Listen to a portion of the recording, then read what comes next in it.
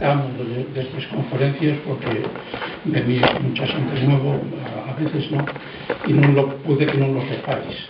Todos los meses, en principio, el segundo martes de cada mes, en colaboración con el Ateneo Perú de Xixón, organízase aquí en esta misma sala una conferencia siempre interesante porque traemos a los mejores que pueden falar de las cosas y siempre de tema asturiano, siempre, exclusivamente.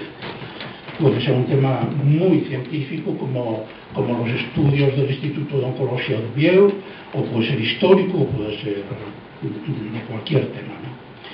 En este caso, igual que hicimos en el mes de febrero, que falamos del gran Álvaro Flores Estrada, que como sabréis era el cabezalero de la Xunta Suprema del Principado, que declaró la soberanía de Asturias y la guerra a Napoleón, a Francia, y mandó embajadores a Londres. En este caso, aquello hízose por conmemorar el 170 aniversario de la su muerte. En este caso, queríamos traer a otro gran personaje asturiano, que sabéis que es, evidentemente, por eso estáis aquí, que es Rafael del Río, de Tuña, Tineo, porque este año cumple el 200 aniversario de la so inicua ejecución en Madrid por parte del rey Fernando VII, el gran absolutista, ¿no? Entonces, con este motivo, queremos traerlo, pero non para falar del mito, porque convirtióse, como sabéis, en arquetipo de la lucha por las libertades, en arquetipo del liberalismo, de la libertad, y luchó siempre en defensa de la Constitución. Y era un constitucionalista integral. Y en aquella época se lo encuadraban en lo que ellos llamaban un liberal exaltado. Había los moderados y los exaltados. Él era de los exaltados, por decirlo así, ¿no? De los exaltados por llevar las cosas a término. Por ejemplo, Cando, que el caso en el que nació el mito, llega él con 35 años, era teniente coronel al cargo del batallón Asturias en las cabezas de San Juan, preparado el batallón para embarcar para América en unos barcos que en el discurso, la proclama que Rafael del Río echó en el ayuntamiento de las Vedas de San Juan, reconocía que eran unos barcos que estaban pobres, textualmente, ¿no? Dicho. Y bueno, quizá con motivo, no sé hasta qué punto y así, pero con motivo de la detención poco antes de su amigo Evaristo San Miguel, otro militar que, como sabéis, la Plaza San Miguel no está dedicada al Arcángel, está dedicada a don Evaristo, otro liberal importante de la época que llegó a ser presidente del Consejo de Ministros y Riego presidente de las Cortes durante un lapso breve de tiempo, pero ocurrió así.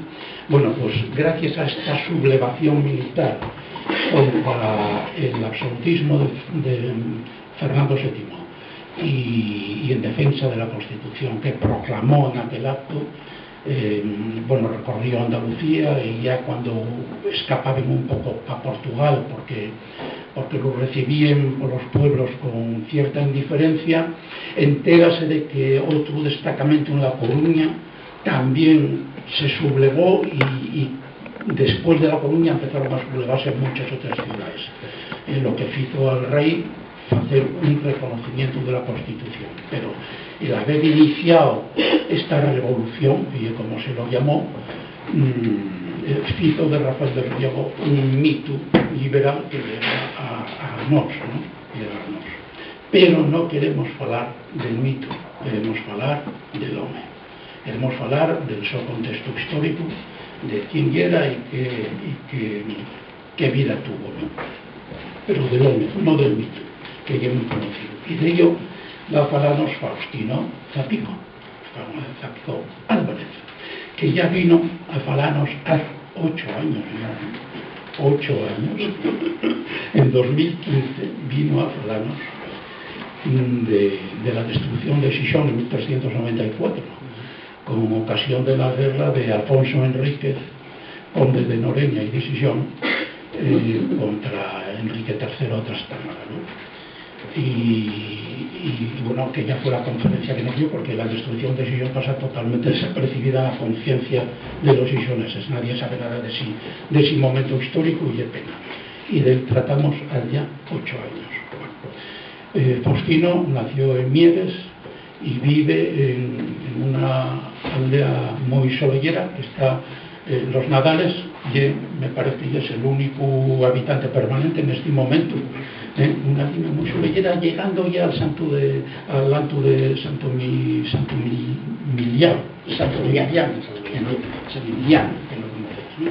Santumián, mejor, ¿no? Y en asturiano en Santumián, que es la Allende de los concellos de Mieres y Llangreo. Él vive ahí al lado de la Allende. Y es licenciado en Historia y Geografía por la Universidad de Oviedo.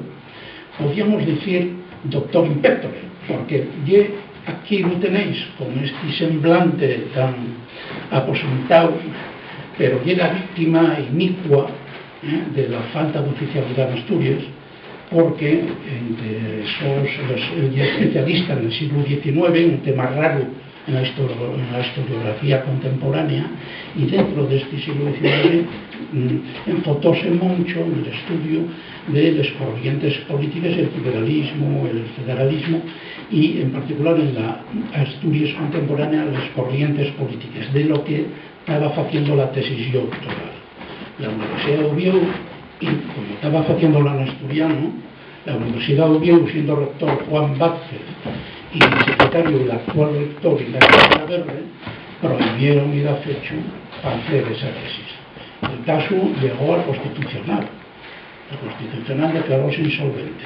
No insolvente, no, hay otra palabra, ¿no? Sí, que no procedía. Que no era cosa de ellos. Eso, que no era cosa de ellos.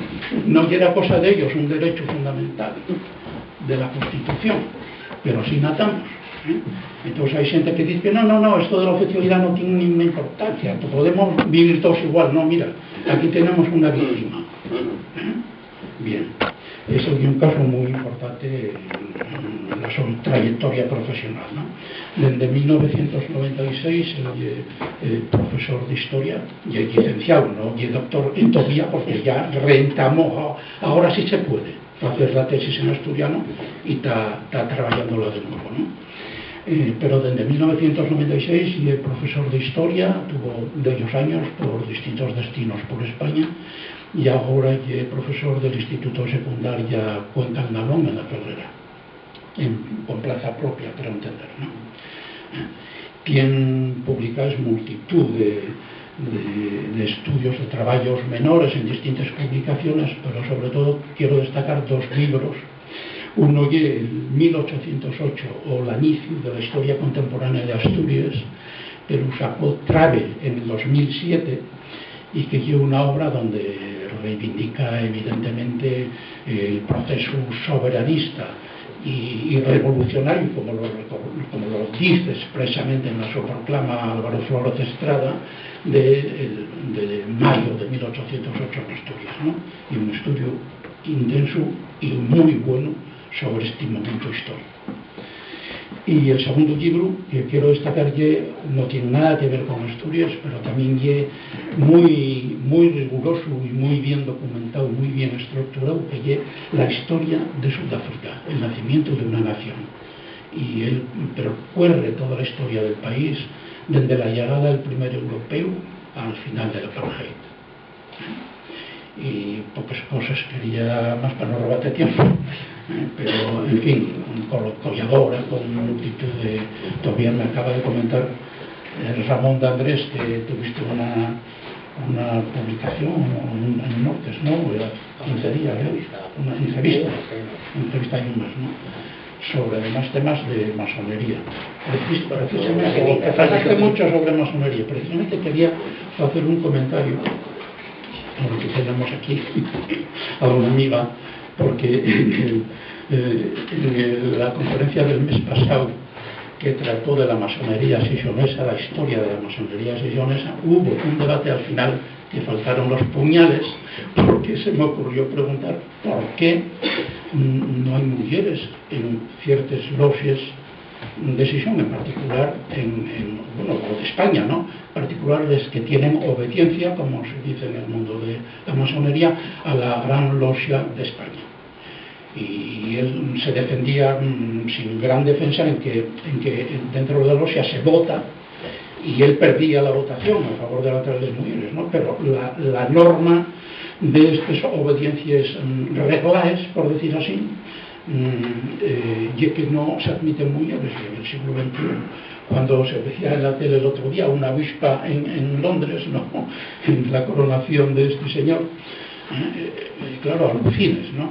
Y entonces hubo varios presentes que se enfrentaron claramente en favor de las mujeres dentro de las logias. Dígolo porque también Faustino y el maestro masón también, pero pertenece a una logia, que es la logia Traballo de las 5 que hay en Xixón, en la que sí se admiten mujeres porque están ben sellados a la Confederación Internacional de los Escoceses, que es un rito, como ellos dicen, antiguo y aceptado, que sí admiten mujeres. Quiero decir que ninguna mujer que quiera entrar en la masonería, que lleve, para mi descubrimiento y con ocasión del mes pasado, una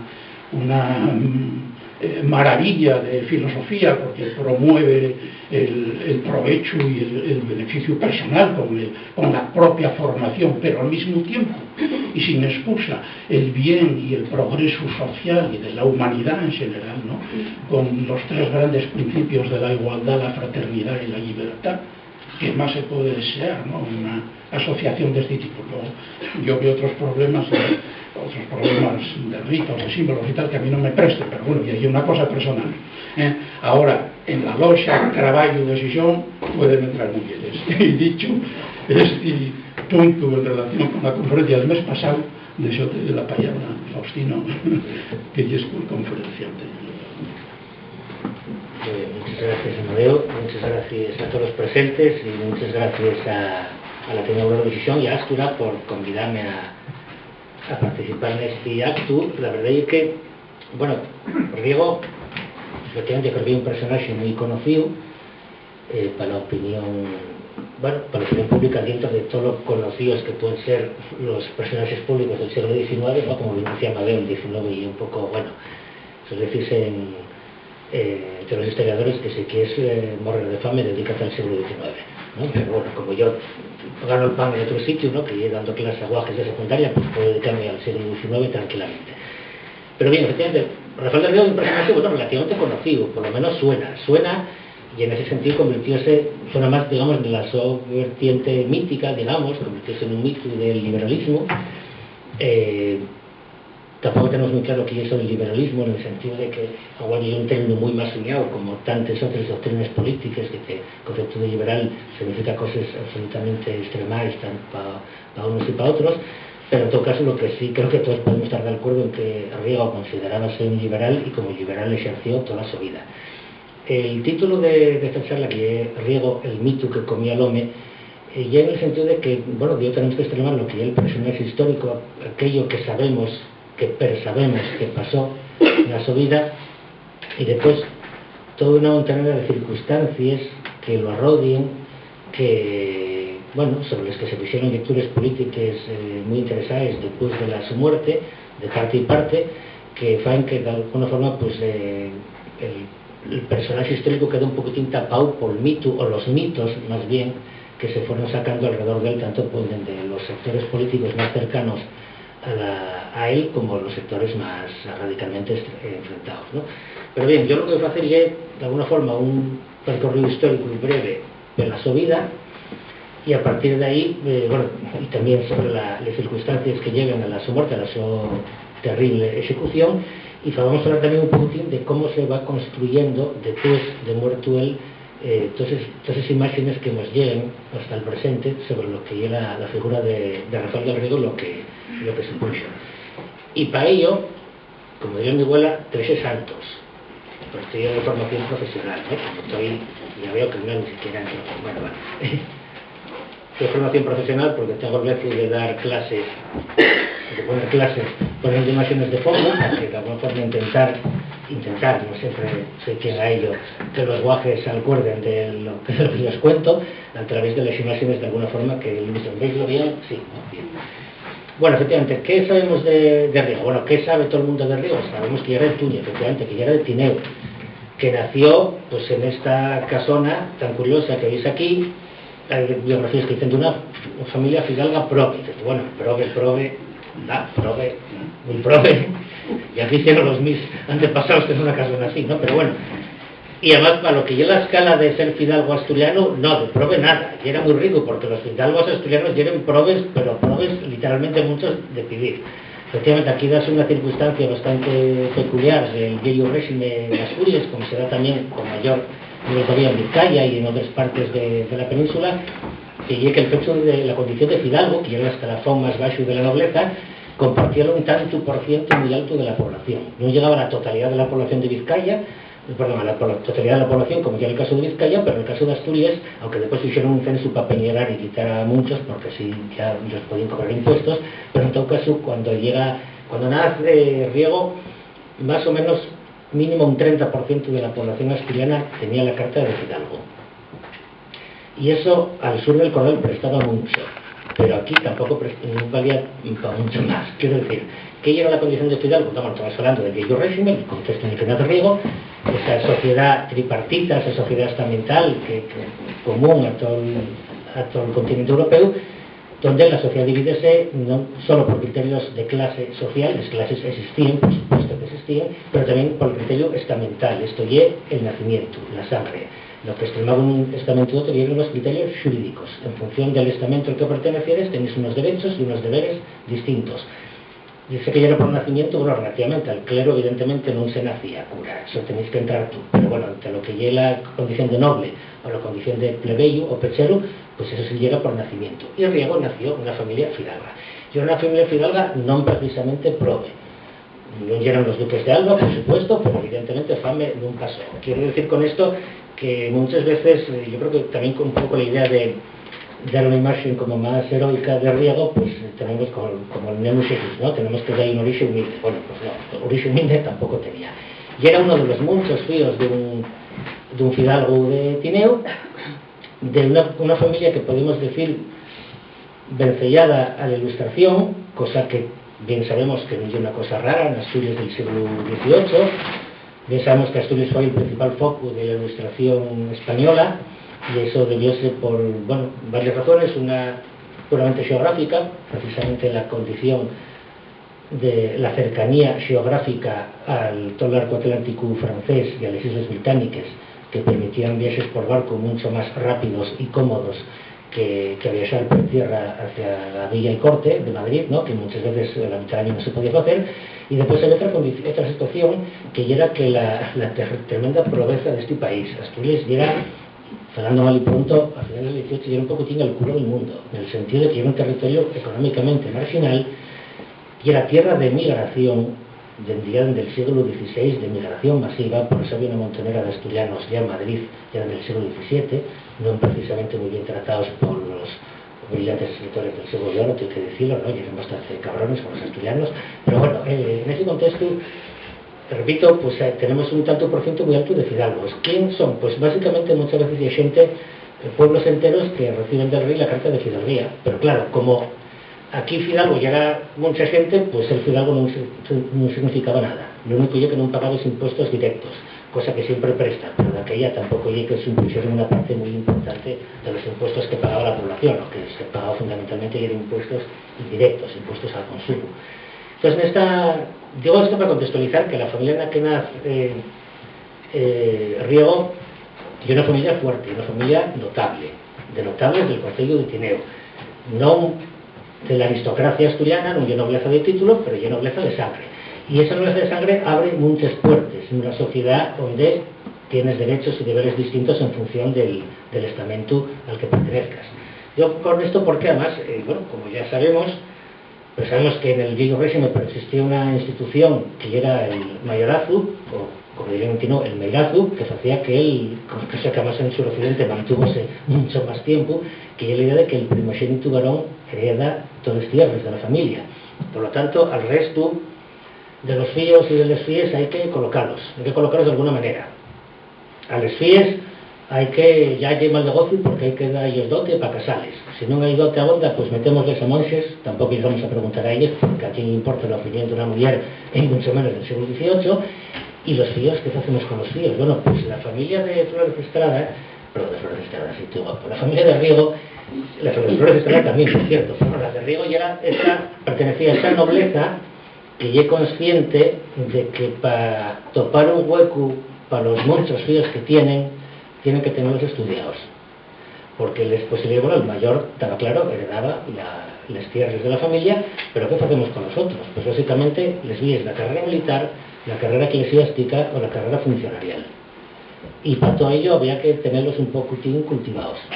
Y eso ya es una de las razones fundamentales que explican la importancia de la ilustración en Asturias, porque tenemos una nobleza que ya es consciente de que el futuro de los fíos está fuera y que para abrirse paso una corte pues necesiten una mínima preparación. Y para ganar esa preparación no está solo la Universidad de Oviedo, sino que también está ese escaparate, o bien esa autopista del mar que precisamente todo el arco atlántico. Entonces, la familia, repito, de Riego está inscrita en esa tradición. El padre de Riego, que era un noble funcionario, por llamarlo así, tenía un cargo, un jardín curioso en Correos, el servicio de Correos de aquel tiempo, Correo Real, pero era un hombre, bueno, con una biblioteca bastante curiosa y digamos cercano, o bastante cercano a las posiciones ilustradas y proto-liberales. Estamos hablando de 1784, eso de ser liberal en un pueblo perdido de Tineu, tampoco hay que se llevara mucho, también hay que ver las cosas en ese contexto. Pero repito, que en ese ámbito en el que Riego y los dos hermanos, Riego va a enfilar por la carrera militar, un hermano de él, por ejemplo, va a enfilar por la carrera eclesiástica, que siguieron el camino normal de los segundones de la nobleza asturiana. Estudió en la Universidad de Oviedo, non llegó a fijar el bachiller en la Universidad de Oviedo, estudió Lleis, pero no llegó a acabar, y después decidió meterse para la carrera militar. Y ahí sí que Ser Fidalgo abría puertas, porque en 1807 entra en la Guardia de Corps. La Guardia de Corps es de la Guardia Real. Y ahí Ser Fiu de Noble abría muchas más puertas que no lo siendo puchero no entrar en la Guardia de Corps. Porque claro, los borbones necesitaban tener una guardia con fíos de la nobleza, no iba a poner ahí al fío de cualquier puchero, ¿no? Por cierto, otro guardia de Corps, pero que me duró mucho más que Riego, sería un tal Godoy. Pero sí me duró mucho más que Riego, ¿no? Por razones distintas, digamos. Pero bueno, ya más o menos de casi muchos años, un poco antes. Bien, Riego, repito, tanto en 1807 ya metí una carrera militar. En 1808 no participa en los acontecimientos de mayo de 1808, del 2 de mayo, la sublevación del pueblo de Madrid, que ya masacrado por las tropas napoleónicas, mientras los militares acuartelados miren cómo los franceses de alguna forma achuquinen a la población que se levanta, quitando honrosas excepciones, y Riego no sabe si pudiera estar entre unos o otros, básicamente porque estaba bajo arresto precisamente por participar en el motín de Aranjuez. El motín de Aranjuez y ese motín popular, a ver cómo fue yo para pasar aquí un minuto.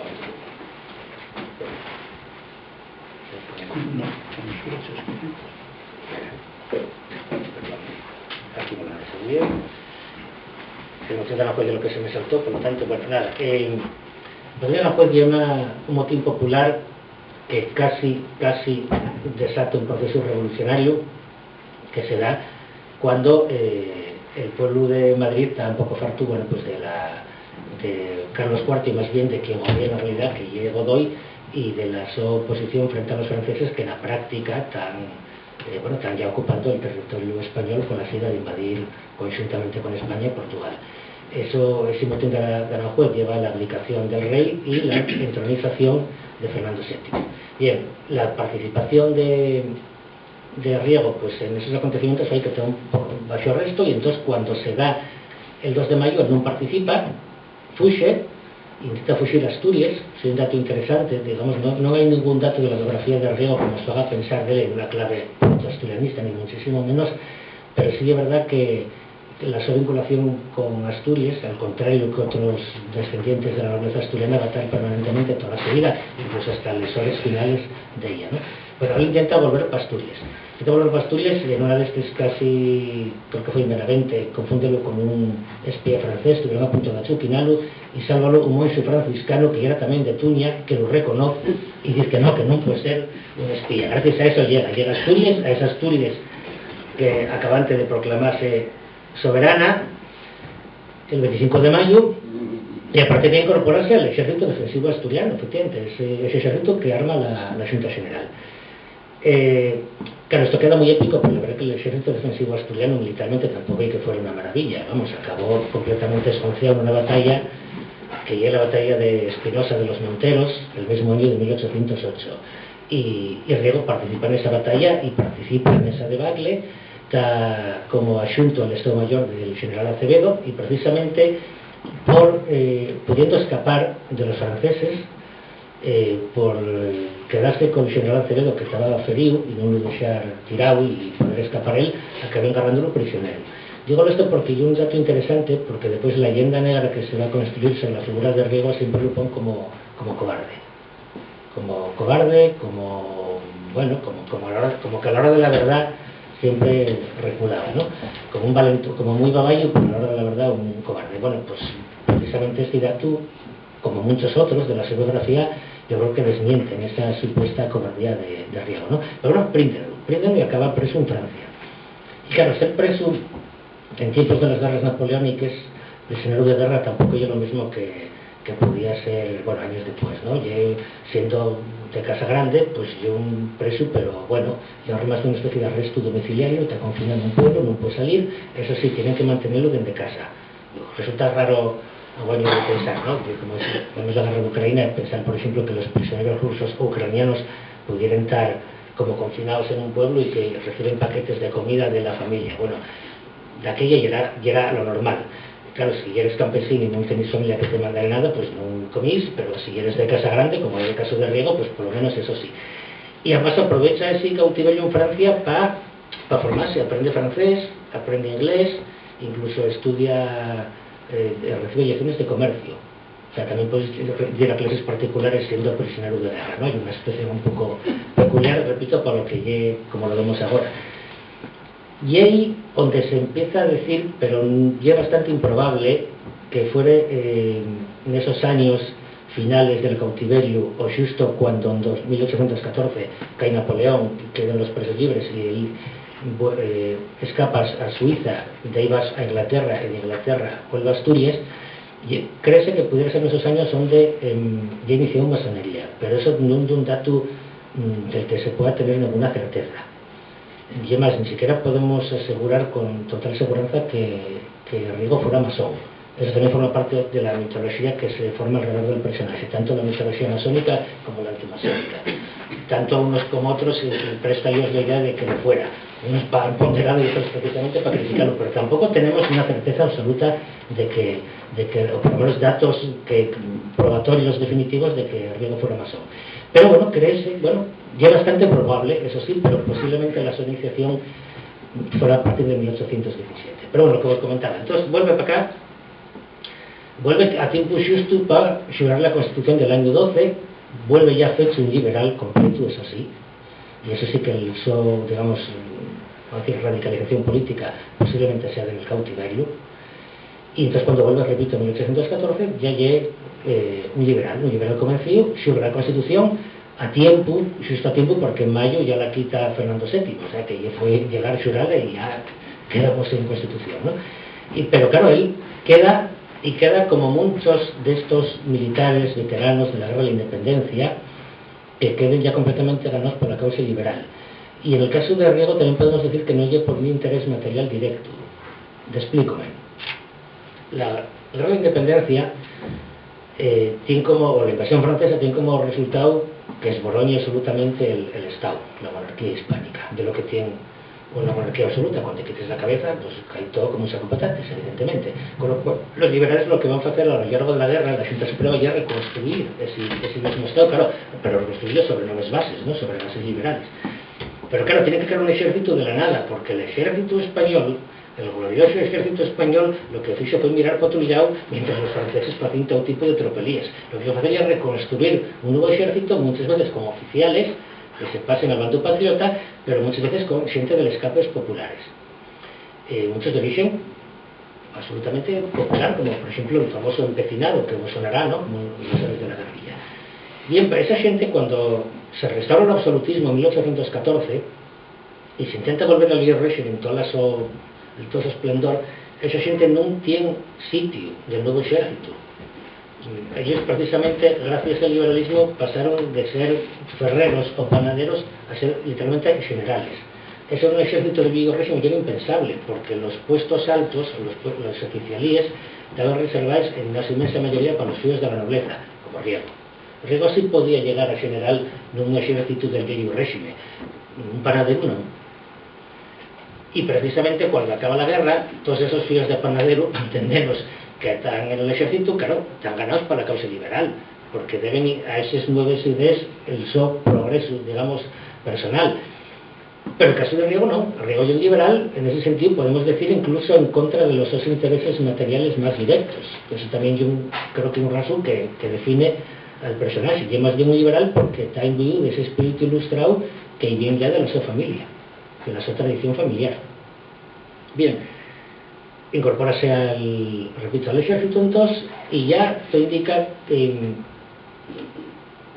esto creo que es importante entenderlo, el contexto de la Europa pues napoleónica, Mateas de los Monteros, de la Europa que tiene Fernando VII, o que tiene que tienen los europeos después de la derrota de Napoleón, y la Europa de la restauración del absolutismo, el intento de hacer como que la Revolución Francesa non pasó y que vamos a volver atrás en la historia y vamos a restaurar el viejo régimen en toda su intensidad en todos los países, incluyendo Francia, que conocieron el proceso revolucionario o la invasión francesa, la invasión napoleónica. Claro, estoy como si yo tengo una silla del siglo XV y la destrozo, y después llega uno y la pon cola. Bueno, pon cola, pero eso ya, esa restauración ya no va para mucho, porque aquello ya está directamente podrido. Eso es lo que pasaba también.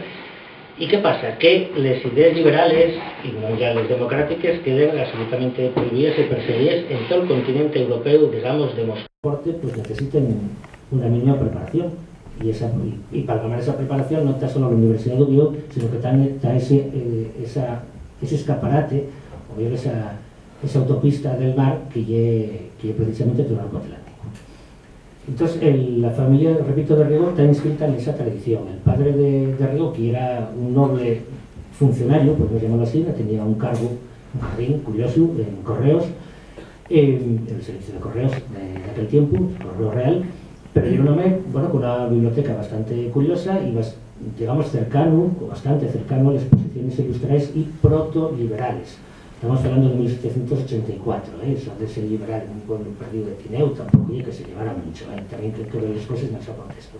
Pero repito, que en ese ámbito en el que nace Riego y los dos hermanos, Riego va a enfilar por la carrera militar, un hermano de él, por ejemplo, va a enfilar por la carrera eclesiástica, que siguieron el camino normal de los segundones de la nobleza asturiana.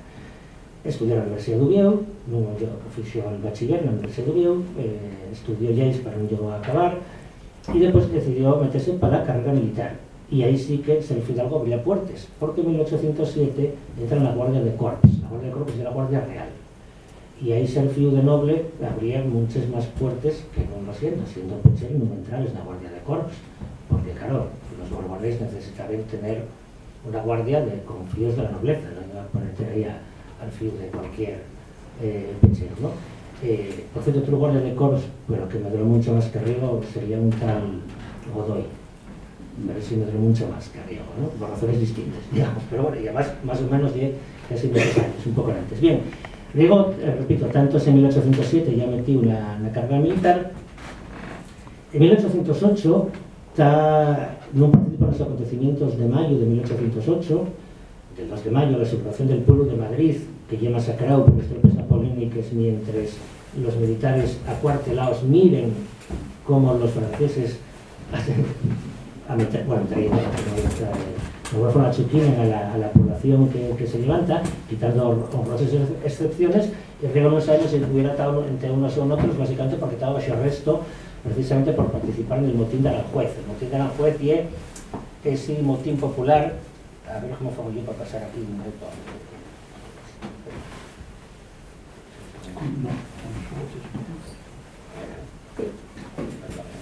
Aquí me lo han salido. El noticia de la juez de lo que se me saltó, por lo tanto, bueno, nada. El noticia de la juez lleva un motín popular que casi desata un proceso revolucionario que se da cuando el pueblo de Madrid está un poco farto, bueno, pues de Carlos IV y más bien de quien gobierna en realidad, que llega Godoy, y de la su oposición frente a los franceses, que en la práctica están ya ocupando el territorio español con la idea de invadir conjuntamente con España y Portugal. Ese motín de la juez lleva a la abdicación del rey y la entronización de Fernando VII.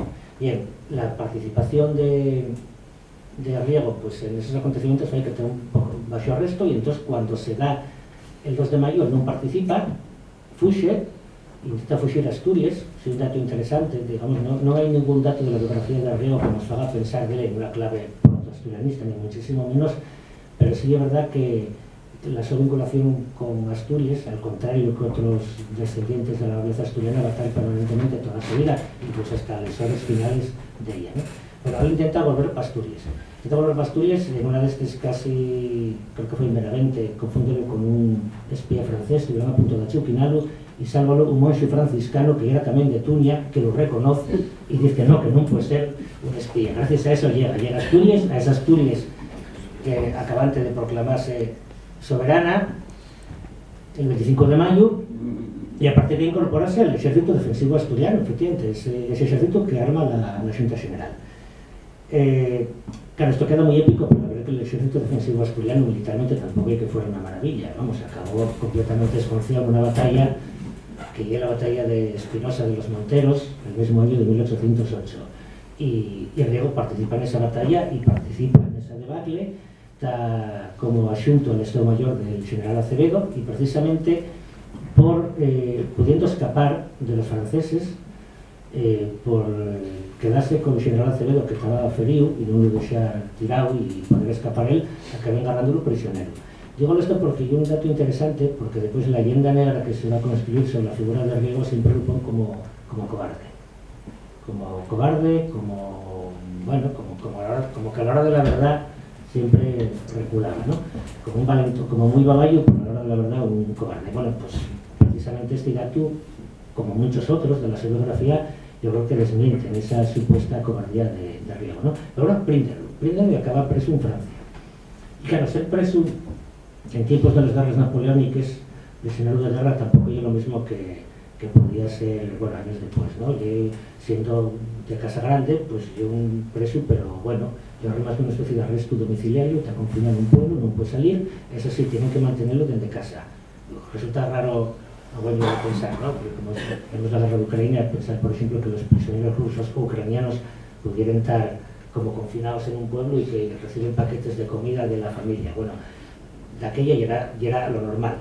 Claro, si eres campesino y no tenés familia que te mande nada, pues no comís, pero si eres de Casa Grande, como en el caso de Riego, pues por lo menos eso sí. Y además aprovecha ese cautiverio en Francia para formarse, aprende francés, aprende inglés, incluso estudia, recibe lecciones de comercio. O sea, también puede ir a clases particulares siendo prisionero de guerra, ¿no? Y una situación un poco peculiar, repito, para lo que como lo vemos ahora. Y ahí donde se empieza a decir, pero ya bastante improbable, que fuera en esos años finales del cautiverio, o justo cuando en 1814 cae Napoleón y quedan los presos libres, y ahí escapas a Suiza, de ahí vas a Inglaterra, y de Inglaterra vuelve a Asturias, y créese que pudiera ser en esos años donde ya inició masonería, pero eso no es un dato del que se pueda tener ninguna certeza. Y además, ni siquiera podemos asegurar con total seguridad que Riego fuera masón. Eso también forma parte de la mitología que se forma alrededor del personaje, tanto la mitología masónica como la antimasónica. Tanto unos como otros presta a ellos la idea de que lo fuera. Unos para ponderar eso precisamente para criticarlo, pero tampoco tenemos una certeza absoluta de que o por lo menos datos probatorios definitivos de que Riego fuera masón. Pero bueno, ya bastante probable, eso sí, pero posiblemente la su iniciación fuera a partir de 1817. Pero bueno, como comentaba, entonces vuelve para acá vuelve a tiempo xusto para xurar la Constitución del año 12, vuelve ya fecho un liberal completo, eso sí, y eso sí que el digamos, hacia radicalización política posiblemente sea en el cautiverio, y entonces cuando vuelve, repito, en 1814, ya llegue un liberal convencido, xurra la Constitución a tiempo, xusto a tiempo, porque en mayo ya la quita Fernando VII, o sea que fue llegar a xurrala y ya quedamos en Constitución, ¿no? Pero claro, él queda como muchos de estos militares veteranos de la guerra de la independencia, que queden ya completamente ganados por la causa liberal. Y en el caso de Riego también podemos decir que no hay por un interés material directo. Explícome. La guerra de la independencia tiene como, o la invasión francesa tiene como resultado que esborone absolutamente el Estado, la monarquía hispánica. De lo que tiene una monarquía absoluta, cuando quites la cabeza, pues cae todo como un saco de patates, evidentemente. Los liberales lo que van a hacer a lo largo de la guerra, la gente se prueba ya reconstruir ese mismo Estado, claro, pero reconstruirlo sobre nuevas bases, ¿no? Sobre bases liberales. Pero claro, tiene que crear un ejército de la nada, porque el ejército español, el glorioso ejército español, lo que hizo fue mirar por otro lado mientras los franceses hacían todo tipo de tropelías. Lo que iba a hacer era reconstruir un nuevo ejército, muchas veces como oficiales, que se pasen al bando patriota, pero muchas veces con gente de escapes populares. Muchos de origen absolutamente popular, como por ejemplo el famoso empecinado, que vos sonará, ¿no? Como los héroes de la guerrilla. Bien, pero esa gente, cuando se restaura el absolutismo en 1814 y se intenta volver al viejo régimen en todo su esplendor, esa gente no tiene sitio del nuevo ejército. Ellos precisamente, gracias al liberalismo, pasaron de ser ferreros o panaderos a ser literalmente generales. Ese era un ejército del viejo régimen que era impensable, porque los puestos altos, los oficialíes, estaban reservados en una inmensa mayoría para los fíos de la nobleza, como Riego. Riego sí podía llegar a general en un ejército del viejo régimen, un panadero no. Y precisamente cuando acaba la guerra, todos esos fíos de panadero, para entendernos, que están en el ejército, claro, están ganados para la causa liberal, porque deben ir a esas nuevas ideas el su progreso, digamos, personal. Pero el caso de Riego no. Riego es un liberal, en ese sentido podemos decir incluso en contra de los intereses materiales más directos. Eso también creo que es un rasgo que define al personaje, y es más bien un liberal porque está imbuido de ese espíritu ilustrado que viene ya de la su familia, de la su tradición familiar. Bien, incorpórase al ejército entonces, y ya te indica, y esto creo que es importante entenderlo, el contexto de la Europa pues napoleónica, no te das penas a los punteros, aquí. Esta es la Europa que tiene Fernando VII, o que tiene que tienen los europeos después de la derrota de Napoleón. Y la Europa de la restauración del absolutismo. El intento de hacer como que la Revolución Francesa no pasó y que vamos a volver atrás en la historia y vamos a restaurar el viejo régimen en toda su intensidad en todos los países, incluyendo Francia, que conocieron el proceso revolucionario con la invasión francesa, la invasión napoleónica.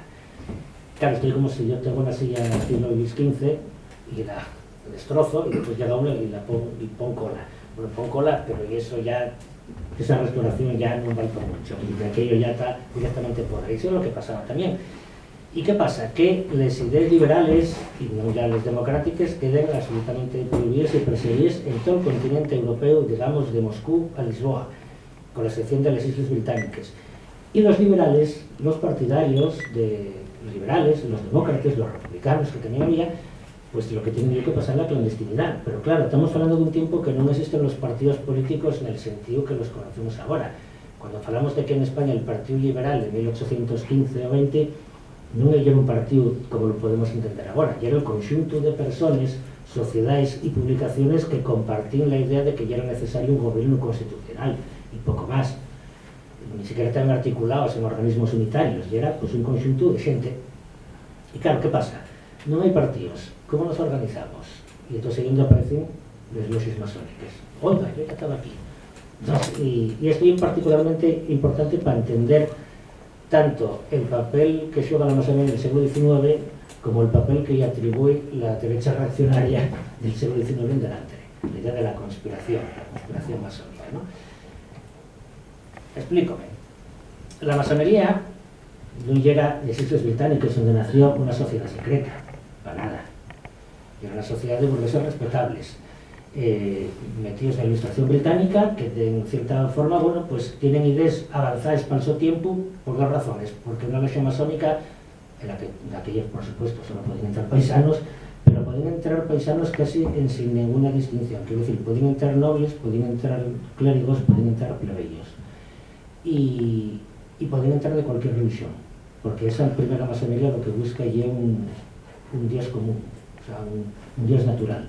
Y por lo tanto, una logia masónica podía entrar en pie de igualdad un católico, un anglicano, un calvinista o un judío. Eso para su tiempo, el siglo XVIII, era una cosa muy avanzada. Pero ¿qué pasa? Que cuando esa masonería británica llega al continente europeo, llega especialmente a la Europa católica, la masonería en Francia, en Italia, bueno, en Italia, empieza a hablar de libertad de cultos o de Dios natural, pero la Iglesia Católica dice que vamos, hasta ahí podíamos llegar, que eso ya es inaceptable y que los masones son una banda de peligrosos revolucionarios, cosa que no quieren. Pero fue una profecía autocumplida. Precisamente a la Iglesia Católica, al señalarlos como peligrosos revolucionarios, lo que ocurrió fue que los que sí quieren peligrosos revolucionarios pusieronse masones. Por lo tanto, al final, repito, hay una profecía autocumplida en el sentido de que la masonería sí va a tener una participación, más que la masonería, no, los masones van a tener una participación activa en la Revolución Francesa de 1789 y todos los procesos posteriores, aunque, por supuesto, siempre hubo masones muy conservadores que no participaron de ello para nada. Pero sí la propia estructura masónica, que en la Europa católica ya era clandestina o semi-clandestina, ya era muy amañosa para cuando quieres dedicarte a la política en la clandestinidad, evidentemente. Si ya está montado, pues voy para allá. Y en ese contexto hay que ver la posible entrada de riego, muy posible entrada de riego, y la más que constatada entrada de cientos de militares liberales que dicen, pues vamos a esto, que esto funciona. Y cuando no son los masones como tal, son las organizaciones paramasónicas, como los carbonarios, que lo que hacen en cierta medida es copiar determinados rituales de la masonería y la estructura organizativa, pero ya con un envis no tanto de autoconstrucción personal, sino precisamente de conquista del poder político. En España no va a existir, bueno, sí hubo carbonarios, pero bueno, en una fecha posterior, pero lo que sí va a haber otra organización de ese tipo paramasónico, que además va a tener bastante que ver con la vida del río, que son los comuneros, que de alguna forma también va un poco de ese espíritu filomasónico. Bien, una de las razones para creer que el riego no se fixo masón tan pronto como se piensa es precisamente porque la su participación en la conspiración que lleva el pronunciamiento de Cabezas de San Juan, digamos que el riego entró casi de matute. Por lo tanto, casi podemos pensar que él llevaba poco tiempo metido en masonería, si es que lo estaba en ese momento. Porque realmente la conspiración que llevó al pronunciamiento de 1820 estaba ya en marcha desde digo unos cuantos meses, y el riego es casi el último en llegar. Lo que pasa es que como acaban descubriéndolos a casi todos, al final ya el que acaba triunfando. Quiero decir, como bien comentaba Amadeo, bueno, pues hay un proyecto para embarcar 15.000 soldados con destino a América para combatir las insurrecciones independentistas que se venían dando desde 1808. Precisamente el final de la Guerra de la Independencia permitió que el poder real intentara recuperar posiciones y pasar mandar tropas. Y entonces, bueno, pues como muchos de esos militares que van a enviar a combatir a América, en realidad lo que querían era obligar a Fernando VII a hacer la revolución liberal aquí, bueno, y obligar a Fernando VII a asumirla, pues entonces desencadena una de las muchas conspiraciones que son descubiertas, pero precisamente uno con los que no contaban ya era riego, precisamente porque debe ponerse de los últimos. Y el 1 de enero de 1820, yo cuando el batallón el segundo batallón del regimiento de Asturias que tenía que embarcar, pues él pronunciase, inaugurando esa ya la tradición militar hispánica del pronunciamiento, ¿no? Bien, ¿qué es el pronunciamiento? Ya un manifiesto, y los soldados asumenlo, bueno, en este caso sí que lo asumen, y a partir de ahí eso rueda, y sí, hay un número abondo de guarniciones y unidades militares que asumen ese manifiesto, pues directamente el golpe triunfa, y si no es el caso, pues a escapar, pero donde se pueda, ¿no? En el caso de Riego fue una cosa como un poquito más agónica, porque claro, como la conspiración ya era mucho más vasta de lo que estaba prevista como una cosa mucho más curiosa, de lo que al final llega, que hay un batallón, Tamás, que dice, oiga, yo proclamo la Constitución de 1812, y resulta que está el prove Riego 2 meses y medio, recorriendo Andalucía, proclamando la Constitución, sin demasiado éxito de crítica y público, todo hay que decirlo, pero también yo creo que el gobierno central amuestra una inutilidad tremenda a la de reprimir ese pronunciamiento. O sea, lo que tenemos ya meses a Riego recorriendo Andalucía, proclamando la Constitución, y el gobierno no iba quien a brindarlo. Entre otras cosas porque precisamente muchos de los militares que tenían que brindarlo tampoco tenían mucha ganas de hacerlo. Por lo tanto, cuando, claro, este tipo que no tenemos WhatsApp ni cosas de estos, pues cuando Riego ya está desesperado y dice, bueno, esto ya no hay manera, aquí no me fue en ningún caso, y ya está en Badajoz, ya preparando el exilio en Badajoz, perdón, el exilio en Portugal, pues el 11 de marzo entérase que el día antes, pues Fernando VII, presionado por la sublevación que veis aquí, con el pronunciamiento de todas estas guarniciones militares que veis, claro que no se enteraba de que estaba pasando esto, pues que Fernando VII inicia una de las muchas fenomías, como ya he conocido por ello, ¿no? La frase aquella famosa de marchemos todos y yo el primero por la senda constitucional. Por lo tanto, el golpe de Riego triunfa 2 meses y medio después de que entamara, y el pueblo casi estaba a punto ya para escapar de todo. Bien, ese triunfo evidentemente da ahí una fama tremenda, conviértese en el héroe del liberalismo. Bueno, en un ascenso, evidentemente, pasa de teniente coronel a general, también una capitanía general en La Coruña, y el pueblo no llega a asumirla. ¿Por qué? Porque al participar en un acto liberal en Madrid, pues en el que se canta el himno de Riego, en Fanedillo, efectivamente el himno de Riego lleva, bueno, como ya también mencionó Madeo, Evaristo San Miguel era uno de los oficiales y amigos de Riego en ese batallón. Y después de estar ahí Selmanes proclamando la Constitución para Andalucía, pues ya saben todos los militares, con esos caminates que tienen que tener, pues dedíquense a cantar un poco para no pensar en los callos que tienen los pies, ¿no? Y Evaristo San Miguel falló un himno, que con el tiempo acabaría llamándose el himno, bueno, con el tiempo no se pasó a llamarse el himno de Riego, que como todos sabemos, bueno, acabaría siendo también el himno de la Segunda República, pero no solo el himno de la Segunda República, ya el himno de España en 1821, porque el gobierno liberal convierte en un marcha nacional.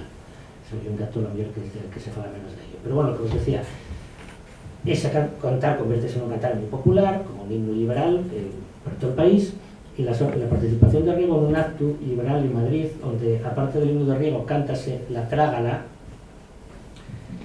que es un cantar que cantaban los liberales más radicales y que ya era visto como particularmente ofensivo para la monarquía, porque, bueno, básicamente lo que está diciendo ya Fernando VII, tuviste que tragar la Constitución, ¿no?, de 1812. Y en este momento el liberalismo, ese partido liberal hipotético, que nunca llegó a existir como tal, pues ya está dividido en 2 sectores, como también decía Madeo, ¿no? Los moderados y los exaltados. ¿Cómo te referían los exaltados al asturiano? ¿Los aventados? Bueno, porque claro, efectivamente aquí esa condición de exaltados y moderados fue referencia a las formas, pero en realidad referirse al contenido político. ¿Quién son los moderados? Los moderados ya es el sector del liberalismo que entiende, primero, que era muy radicalones en 1808, pero en 1820 lo que quieren ya es no tener que volver a exiliarse como en 1814, que entienden que la forma de que triunfe una revolución liberal, o de aquel mínimamente parecido, ya pautando con la Iglesia y con la nobleza, con los sectores más reaccionarios, y también reconociendo buena parte de la soberanía al monarca. Esos son los moderados. Y díselo como muy tranquilamente, porque no están para historias. Mientras que no son los exaltados, pues generalmente gente llegado al liberalismo después, no siempre, pero bueno, muchos gente más mozo, que están así como muy atacados porque dicen, mira, estos estamos aquí haciendo una revolución liberal y estos quieren vendernos por el camino, y entonces esto es inaceptable. Entonces esos formes son, digamos, más aventajes, podemos decirlo de esa manera, ¿no? Bien, Riego, hay que decirlo, que va a estar, no va a ser expresamente un liberal de los que podemos llamar los exaltados. O sea, sí, pero no. Quiero decir, no va a distinguirse precisamente por su radicalismo. Y además, esto indica que intentó precisamente tender puentes entre las diferentes facciones del liberalismo, más que nada porque creo que ya era bastante consciente de lo que tenía enfrente. Y dice, como andemos pegándonos entre nosotros, ya veréis cómo nos van a pegar los demás, ¿no? Como efectivamente acabó pasando. Pero bien, la su participación en este acto entiéndese que ya es completamente insultante, y entonces ya la excusa para el gobierno moderado destituirlo. O sea, ponerlo de capitán general de Galicia y antes de que agarre posesión, el prove ya lo quiten. Y en Asturias, precisamente, donde va a salir diputado a las Cortes. Y además va a asumir incluso la presidencia de las Cortes por un mes, teniendo incluso en calidad de presidente de las Cortes dar un discurso al propio rey, discurso inaugural de las Cortes. Da un discurso en el que, bueno, pues una demostración de liberalismo, digamos, consecuente, y de la obligación del monarca de someterse a la ley suprema que es la Constitución. Cosa que Fernando VII, que era de una naturaleza particularmente rencorosa, si bien me gustaba Riego porque era el que lo obligara, con su pronunciamiento lo obligara a firmar el fecho de paz y mantenerlo delante, dándole un discurso, va a explicar también el odio particular que Fernando VII va a demostrar hacia Riego, y va a ser en definitiva la causa determinante de la forma, no solo de su muerte, sino de la forma en que murió y de la leyenda que se construye alrededor de él después de muerto. Y es la venganza no es solo sobre la figura de Riego o la persona de Riego, y también sobre su figura histórica, precisamente como venganza por lo que Fernando VII entendió como una obligación inaceptable. Bien, los liberales hablan mucho de libertad, pero después poco. Quiero decir con esto, la revolución liberal en España, o el fin del viejo régimen, bien dado por un agente externo, como tiene la invasión francesa de 1808, y además esos liberales del trienio de 1820 y 23 no van a ser particularmente hábiles a detender pontes con las clases populares. Quiero decir con esto, la Constitución de 1812 reconocía el derecho a voto a todos los varones mayores de edad, que de aquella que andaba por los 16 años, pero no tiene sufragio universal activo, pero no pasivo. Quiero decir, los pobres podían votar, pero podían votar nada más a los ricos, que eran los que se podían presentar a las elecciones, porque eran los que tenían, así que muy igualitario entre nobles y burgueses, porque lo importante era tener perres, no el nacimiento, ¿no? Pero claro, deseaban excluir a las clases populares. Las medidas de los liberales del bienio, aparte de del trienio, aparte de falar mucho de libertad, llegan en muchos casos lesivas para los intereses de las clases populares. La supresión de los gremios dejó a los artesanos absolutamente desprotegidos frente a esa protoburguesía industrial que está encantada de quitar esas barreras a la explotación capitalista directa. O las amenazas de desamortización de las tierras de la Iglesia, sin que eso implique un reparto de tierras entre los campesinos, pues también lo que fallé alienar definitivamente a los campesinos es contra de la revolución liberal. Por eso, cuando en 1823 la OTAN de 1823, que era la Santa Alianza, decide invadir Francia, como meses antes invadieron Nápoles, para quitar la Constitución de 1812, por cierto, porque la de Nápoles era una copia tal cual de la española de 1812, simplemente quitaron España y pusieron Nápoles, y no estoy exagerando, fue exactamente así. Bueno, pues la Santa Alianza interviene en Nápoles, es contra el gobierno constitucional, y en 1823 dase la invasión de España. Y la invasión de los llamados los 100.000 fíos de San Luis, que era un nombre así como muy guapo, ¿no? Y esos 100.000 fíos de San Luis, si 15 años antes una invasión francesa topa una resistencia popular absolutamente tremenda, que además con unos niveles de heroísmo y de sadismo también tremendos, pues resulta que lo que tenemos en 1823 es un paseo militar entre el ejército francés y básicamente el pueblo, o una parte muy importante de los campos populares, lo que asume encantados de la vida la llegada de los tropas franceses, por la misma razón por la que se pusieron en 1808 a esos mismos tropas franceses. En 1808 la Iglesia dice: vienen unos señores muy malos de Francia a quitar al rey legítimo y la religión verdadera. Y en 1823 la Iglesia dice: vienen unos señores muy buenos de Francia a restaurar el rey legítimo y la religión verdadera. Por lo tanto, a esos hay que ponerlos de forma colorada. Y realmente les guerrillas, incluyendo muchos veteranos de la guerrilla de 1808, les guerrillas lo que hacían colaborar con los franceses precisamente para derrumbar el régimen liberal. Bien, Riego participa en la resistencia armada a la invasión francesa, pero con el éxito que tuvo el presidente del país, o sea, ninguno, básicamente. Y por lo tanto, cuando lo acaben deteniendo, y rápidamente, y ahí se que ya el triunfo, ¿no? Porque Riego era un personaje muy conocido y muy odiado por los sectores realistas, y por lo tanto ya Primero en Jaén, el 15 de septiembre, y el 2 de octubre está en Madrid. Pero el viaje parece que hicieron, bueno, menos guapo, de llamáis de todo, y debieron de, bueno, recibir bastante maltrato, tanto físico, digamos, como moral o psicológico. Está en Madrid, Fernando VII no está en Madrid, Fernando VII, qué cosa más guapa, hombre, por Dios. Bueno, Fernando VII estaba ahí encantado de ir avasallando a los franceses que venían a restaurar el trono, y Fernando VII da instrucciones. Esto indica que no quiso ir a Madrid hasta que Riego tuviera muerto.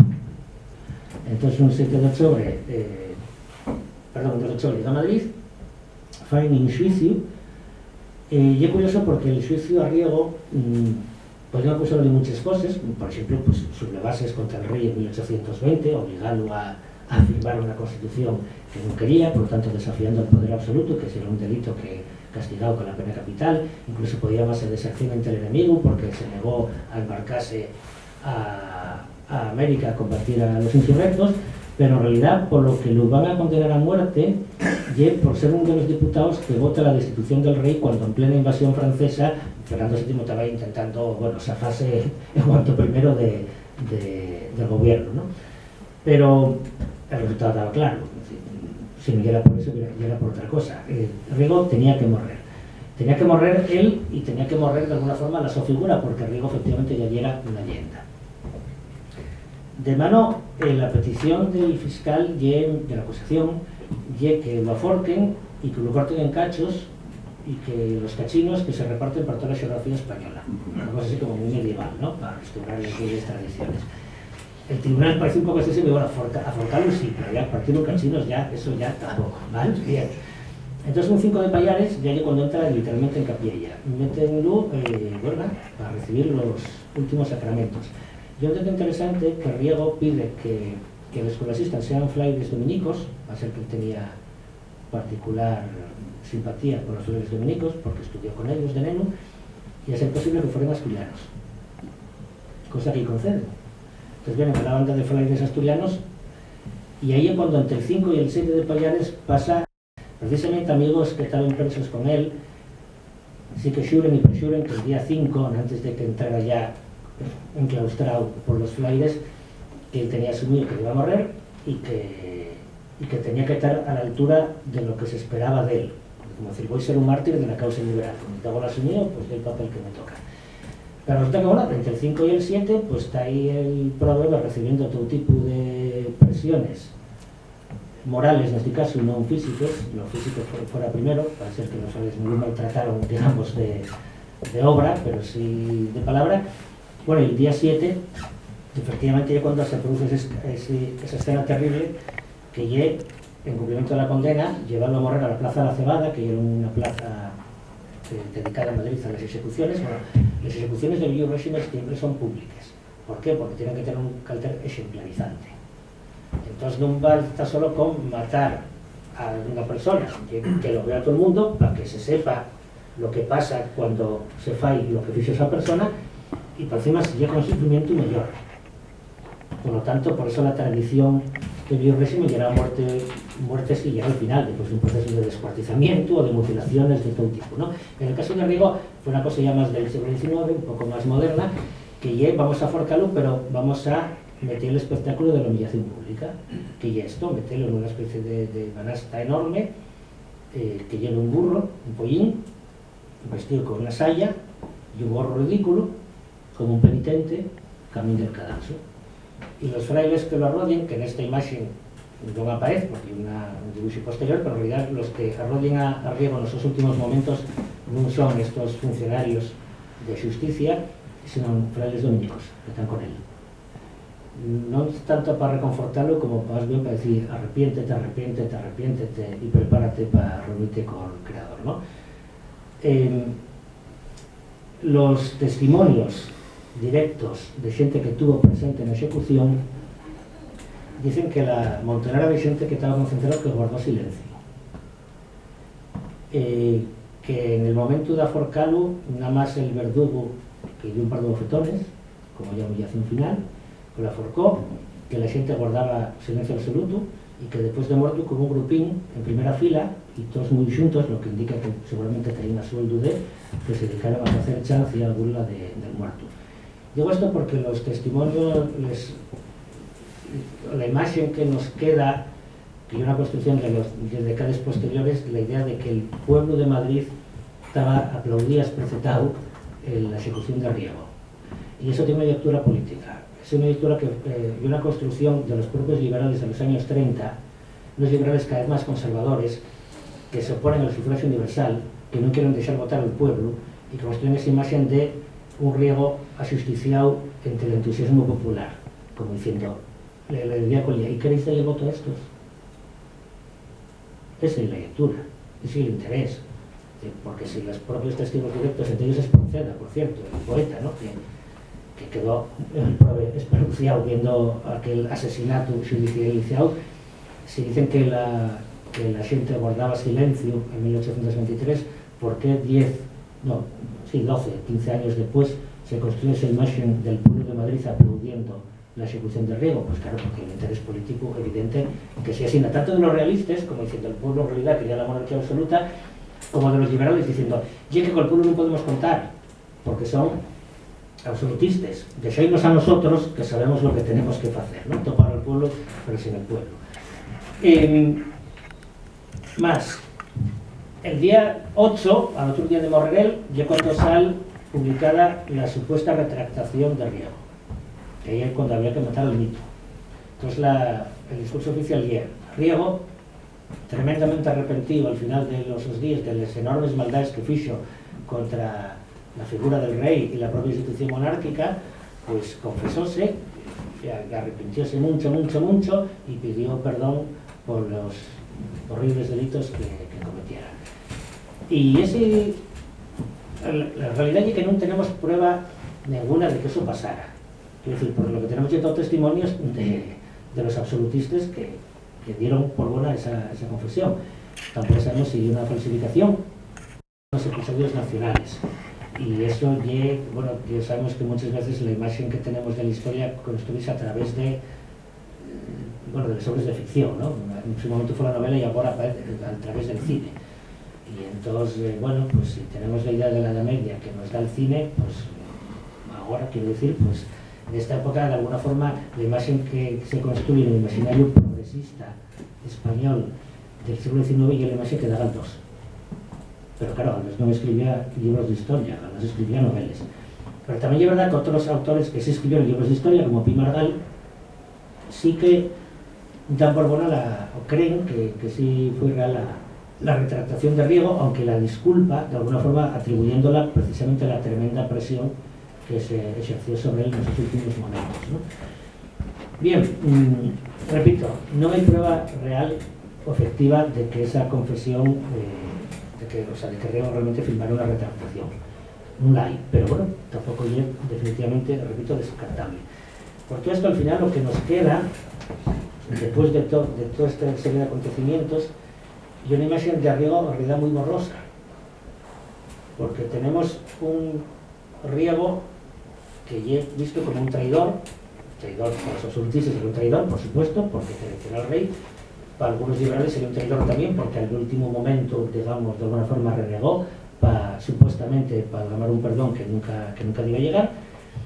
Tenemos la imagen de un Riego masón, cuando tampoco tenemos la certeza absoluta de que lo fuera. Sigue muy probable, pero tampoco, repito, tenemos la posibilidad. Por supuesto, eso de que fuera gran maestre del Gran Oriente Nacional en 1821 es imposible, básicamente porque en 1821 ni siquiera estaba en Madrid para asumir esa función y ni siquiera tenemos certeza absoluta de que existiera una organización llamada Gran Oriente Nacional. Por lo tanto, eso es un poco descartable.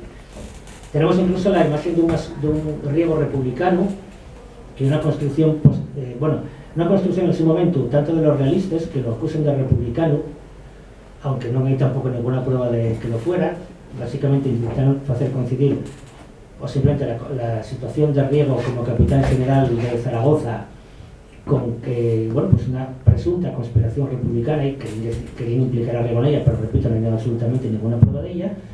Lo único que podemos atribuir a Riego un cierto republicanismo, que ni siquiera sería eso, y que vote la destitución de Fernando VII, pero eso por sí mismo no implica necesariamente asumir un discurso republicano, pero también es verdad que al propio republicanismo posterior viene muy bien contar con Riego como uno de ellos.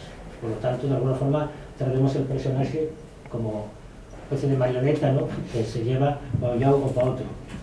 Y después, claro, la propia idea de un Riego cobarde, o de un Riego fatu, bueno, pues yo creo que yo una imagen bastante, digamos, que tiene bastante crédito a derecha e izquierda, podemos decir así, tampoco es tan real, porque realmente hay una serie de acontecimientos de la historiografía que lo desmienten. Quiero decir, el comportamiento de la batalla de Espinosa de los Monteros, o el hecho de un pronunciamiento mes, si es tan cobarde el sublevase con un régimen, con un batallón, y tardó 2 meses y medio proclamando la Constitución, sabiendo que a la que te pillen, que te maten allí mismo, pues hombre, no hay ningún rasgo que demuestre demasiada cobardía. O la su participación en 1823 a la resistencia a la invasión francesa, pues tampoco hay un rasgo que demuestre precisamente cobardía.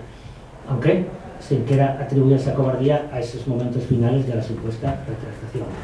Y respecto a lo de que ya era fatu y babayu, o que prestaba mucho a los títulos, bueno, yo creo que ahí, teniendo en cuenta el personal que había en el mundo liberal español del trienio, yo creo que es un poco hipócrita acusar a Riego de pretender honores cuando todos los demás que lo criticaban, bueno, prestaban ellos los títulos más que un tonto una piruleta, que en ese sentido, digamos, el propio argumentario, teniendo en cuenta de quién bien, invalida absolutamente esa caracterización, ¿no? Por lo tanto, lo que nos queda es un Riego muy poliédrico, que sí que proyecta esa sombra y algo de las posteriores generaciones, vivo precisamente por ese cantar, que es uno de Riego, que lo relaciona con el personaje y por lo tanto mantiene esa vinculación y que lo convierte efectivamente en un mártir del liberalismo, siéndolo, efectivamente, un mártir de la democracia, nunca tan claro que Riego fuera demócrata, incluso un mártir del republicanismo sin que tengamos tampoco ninguna prueba de que lo fuera. Incluso también un mártir masónico, sin que tampoco tengamos pruebas definitivas de que fuera masón. Lo que pasa es que esa acusación de masón presta tanto a los masones como a los antimasones, ¿no? Los masones también son los muchas veces de meter para saca a gente que tampoco está tan claro que no fuere. Pero bueno, con todo esto, para rematar, creo que sí que hay un personaje histórico que merece un tratamiento bastante mejor del que se dio, o estudios más en fondo. Sí que en los últimos años sí que hubo estudios interesantes, pero sí que, bueno, yo creo que es bastante desconocido todavía para la opinión pública en general y para la opinión pública asturiana en particular, pues como Flores de Estrada, como tantísimos otros. Y realmente Riego sigue un fin de la ilustración asturiana, no tanto como pensador, sino como hombre de acción, pero como resultado de ese pensamiento que mamó en casa de esa casona de Tunia en la que nació en 1784. O sea que en ese sentido sí que el filo ilustrado lléganos incluso pues hasta esa plaza de la Cebada donde achuquinen a Riego de forma absolutamente infame. Y más nada, y muchas gracias.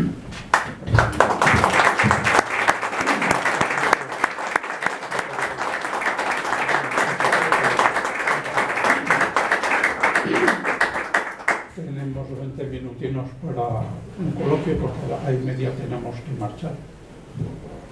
Quiero darte las gracias por la conferencia que nos has dado, porque me hacéis conocer al personaje que no le conocía y me lo has dado muy bien. Muchas gracias.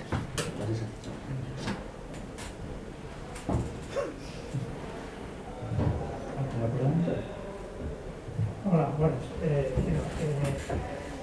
A la vez de la guerra del Vietnam, una participación en la defensa contra los franceses. Sí. Ah, Sí, claro, sí, a ver, él... ¿Me decías que expusiera a Francia? No. A ver, él bueno, ¿quieres preguntar algo más o...? Bueno, solo porque ellos lo cortaron y no puede el garrote vivir. Vale. El garrote viene después, empezó por el... Sí. No estaba Diego. Sí, bueno, posiblemente igual ya se empezó a usar, pero de todas maneras no había una forma de ejecución estandarizada. La forma de ejecución ya era que subiera mucho, no ser posible, pero no ya era, dependía casi de, yo creo que incluso a veces hasta de la zona, pero bueno. Riego no participa el 2 de mayo en Madrid, lo que comentaba un poco bajo el resto. En cuanto a aprovechando un poco el barullo que hay, lo que fue escapar de Madrid. y escapa para Asturias. Y acaba llegando, con el incidente que comenté, que lo tomen por espías, que casi lo maten, que al final no. Bueno, llega a Asturias y en Asturias incorporarse al ejército defensivo asturiano, como oficial, y oficial del Estado Mayor del general Acevedo.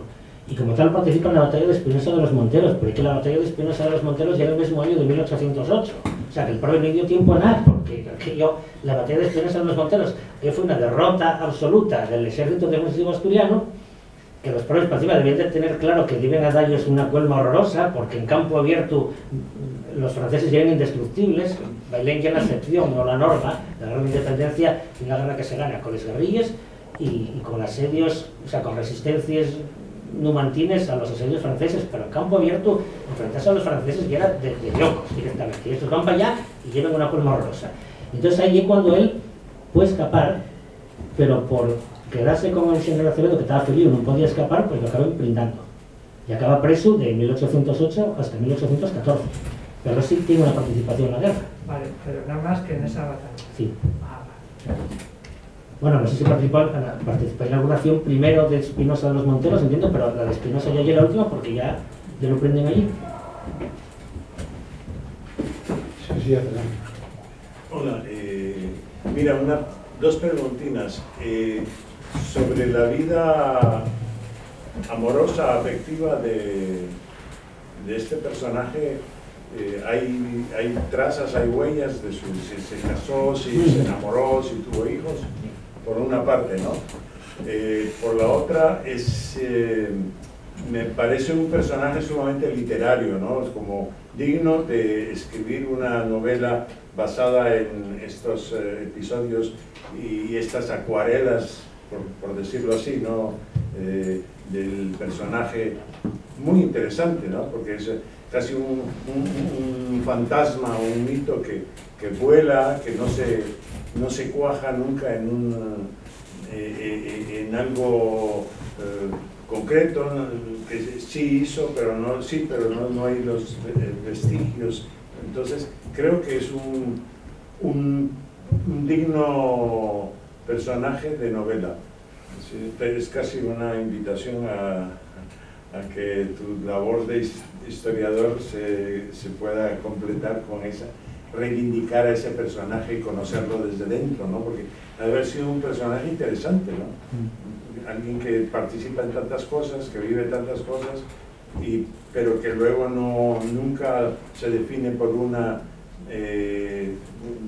claridad que uno esperaría, que uno quisiera, pero es interesante por eso, ¿eh? A lo mejor él está hasta cierto punto equidistante de muchas cosas que él ve, pero nosotros no vemos porque nos gusta tomar partido, ¿no? En fin, y gracias por la conferencia, ¿eh? Que yo vengo de fuera y no conocía nada de esto. A ver, sí, no comenté, es gracioso directamente, porque me lo he preguntado. Él casó con una sobrina de él, que era María Teresa del Riego. Pero yo no me acuerdo de que yo era de Casa Grande, digo por una razón, porque los padres de Riego eran primos, y él casó con una sobrina, y en este tiempo la Iglesia Católica, hasta primos en quinto grado, no te podéis casar porque era incesto, a no ser que pagarais la bula. Entonces al final quien acababa la endogamia y era patrimonio de los ricos porque no los que podían pagar la bula. Digo esto porque yo, por ejemplo, tengo unos bisabuelos que eran primos, Faustino Argüelles y Faustina Argüelles. Entonces, cuando mi padre se puso a buscar los antecesores, y yo, claro, eran todos del mismo valle, ¿no? De la abuela Ascensión de Mieres o del Valle Turón, lo más grande que tengo, el bisabuelo de 100 años, y entonces pensaba, madre mía, tengo que ser el resultado de siglos de endogamia, y voy a estar peor que los Austrias y que los Borbones.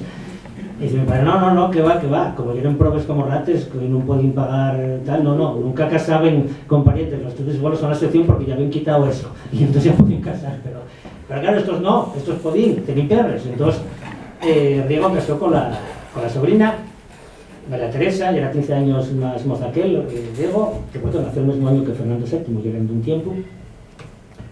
Mátenlo con 39 años, pues cuando queda vida, él casa en 1821 con María Teresa.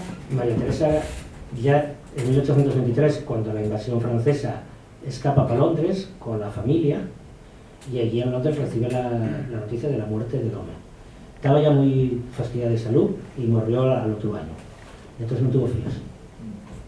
Lo que pasa es que sí hubo, y se va haciendo muchos riegos por ahí porque bueno, no tenía muchos hermanos. Y de hecho, un descendiente indirecto famoso de Riego fue Rafael del Riego, un ingeniero que mataron los revolucionarios en Turón en 1934, que era ingeniero de minas, ¿no? Y si era pues un sobrín tataranieto de este Rafael del Riego. Pero bueno, precisamente uno de los autores de la rehabilitación política de Riego y el hermano que ya era eclesiástico, que era filóndrogo, y es precisamente en 1835, cuando está muerto Fernando VII, cuando María Cristina tiene que apoyarse en los liberales para enfrentar al cuñado, a los carlistas, pues entonces empieza de alguna forma a llamar, bueno, no queda otro remedio que a ver a los liberales. Y empieza a hacer gestos, incluso antes de abrir la puerta abiertamente al gobierno liberal, porque en 1836 los progresistas van a dar un golpe de Estado y obligarla a meter un ministerio liberal, pero ya primero tiene gestos, entre otras cosas, por ejemplo, con Riego. Como diciendo, el miembro fue muy malo, pero yo no. Y entonces el miembro mató a Riego, pero está muerto. Yo no. Y entonces, Izagorafía, que quiere ser reina, por Dios, ayudámela. Y entonces cuando empieza la rehabilitación política de Riego, pensión para la familia, descendencia, etcétera, etcétera, etcétera, garantizada por el propio Tesoro Real. Y a partir de ahí, claro, también empieza otra vez el mito y el contramito, básicamente. Respecto a la novela, yo escribo mucho, pero de literatura soy muy negado. Pero lo que sí soy aficionado al cómic y estoy volviendo, precisamente ahora estoy, porque no me dio tiempo, se me voy a meter aquí alguna imagen para ilustrar esta charla sobre el segundo cómic sobre el 25 de mayo de 1808, que espero que salga en breve. Pero mi talento no es literario, precisamente. Una novela mía sobre Riego podría ser un horror espantoso. Creo que podría que todo el mundo odiara el personaje, así que me dio una favor. Una preguntita. Yo por más que busqué, no atopé dónde está enterrado. ¿Sabes? Tiene que saberse, pero yo no lo sé. Unos decían que en la Basílica de Nuestra Señora de Atocha, otros en Muchuarca. No dijo un dato fiable. Según datos que leí hace tiempo y no puedo recordar dónde, pero fue depositado en la fosa común del cementerio. Sí, verdad. Riego sí, fue depositado en la fosa común. Sí. Yo, hay una cosa que a mí me sorprende, no Riego, sino Galdós. Muchísimos españoles, ahora no, pero de épocas anteriores, han tenido el conocimiento histórico del siglo XIX más a través de los episodios nacionales de Galdós que de libros de historia. Y Galdós, que tiene una inmensa obra literaria y los episodios nacionales son grandísimos, ¿sí? Tiene distintos niveles, tanto literarios como históricos, porque históricos los tiene muy buenos. Trafalgar es muy bueno históricamente, pero los tiene muy malos, y uno de los peores es el de Riego. Y a mí me sorprende cómo una persona como Galdós, que además de literato debió de preocuparse mucho por conocer la microhistoria, porque en los episodios de Zaragoza los describe al detalle. Los diversos asaltos de las tropas francesas, los bombardeos, las iglesias que se destruyen, las calles por donde entran, es decir, los describe y se puede comprobar todo eso sobre el plano de Zaragoza, que está diciendo la verdad. Sin embargo, me resulta inexplicable cómo, a pesar de no ser historiador, él era riguroso, cómo acepta sin más ni más algo que, bueno, nosotros, gente que ya lee más historia, constatamos que no hay una documentación rigurosa que compruebe que Riego hizo esa retractación final. Pues eso que hizo Galdós para muchas personas es la historia final de Riego. Eso que no está probado históricamente y que además, aunque hubiera sido verdad, no es la parte histórica más importante de Riego, con la que Riego contribuye a la historia. No. Sin embargo, por ser los episodios nacionales, por ser Galdós una persona de tantísima influencia, influye en muchos españoles para que Riego sea juzgado por el final y no por toda la obra. Eso... Sí, yo creo que tiene razón. Lo que pasa es que, claro, Galdós escribe en los años 70 y Trafalgar tiene tanto éxito que le encarguen ya que fagan obras como churros y tenía que hacer como 2 o 3 al año. Y yo creo que eso explica que a veces haya, pues, supongo que habrá momentos en que tenía más tiempo para escribir y hay cosas más curiosas, tanto a nivel literario como historiográfico, y en otros casos, pues, en fin, toma ya. Claro, la idea de que Riego se retracta tiene eco ya en sectores liberales ya bastante pronto. Primero, los sectores liberales que lo conocieron, que tenían manía por las múltiples engarradillas internas que tenían los liberales del trienio, que marcharon exiliados por los rencores que traían de casa, y que en ese sentido posiblemente eso explique claro, básicamente entre el sector liberal y Alcalá Galieno el que construye esa imagen terrible de Riego. Y bueno, pues si Galdós se documentó básicamente a través de las memorias de Alcalá Galiana, pues ya está. Ahí lo tenemos, ¿no? Pero claro, encima no son las memorias de una novela que va a tener cientos de ediciones a lo largo de la historia, con lo cual, efectivamente, lo que dices tú, ya queda cristalizado el personaje como lo define Galdós al final. Pero claro, en otros casos, bueno, pues entiendo yo que seguramente, bueno, pues se documentó mejor, ¿no? Pero bueno, repito, incluso si personajes bastante más rigurosos como Pi Margall dan por buena la retractación, y que tenía que tener mucho eco esa idea entre la opinión liberal y la opinión democrática como para que se diera por aceptarla. Bueno, continuamente, alguien desde